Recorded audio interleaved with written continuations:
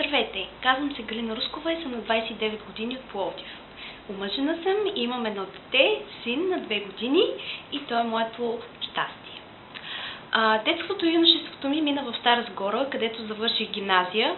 След това се преместих в Пловдив, за да завърша висшето си образование. И през цялото време работих нещо, което не ми доставяше абсолютно никакво удоволствие, но все пак ми осигуряваше добър стандарт на живот. Следствие започнах да осъзнавам, че когато аз не съм щастлива, и другите около мен не са. И сега в момента, когато съм създала свое семейство и имам син, искам да му покажа, че това, което правим в живота и това, което ни прави щастливи, това всъщност сме ние. Но не съжалявам за предишната си работа, която вече напуснах, защото всяка крачка, която съм правила в миналото, ме е довела до това, което съм тук в момента. Единственото нещо, което остана скрито в мен през годините, това е любовта ми към грима.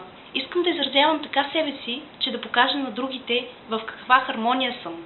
Искам да направя всеки ден нещо за себе си. Спирала, молив, сенки за очи, това е нещо, което има нужда всяка момиче.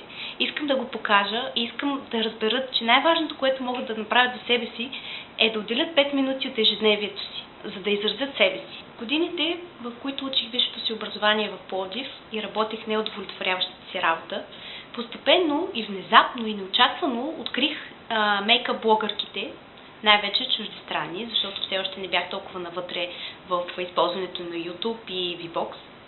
Прекарала съм хиляди часове в разучаването на различните им техники, използването на различни продукти, използването на различни четки и постепенно започнах да експериментирам с грим върху себе си. Търсих достъпна козметика, най-вече българска, за да мога да направя това, което те правят. И естествено започнах да го практикувам и върху своите приятелки. Ще вмъкна няколко снимчици, за да добиете представа.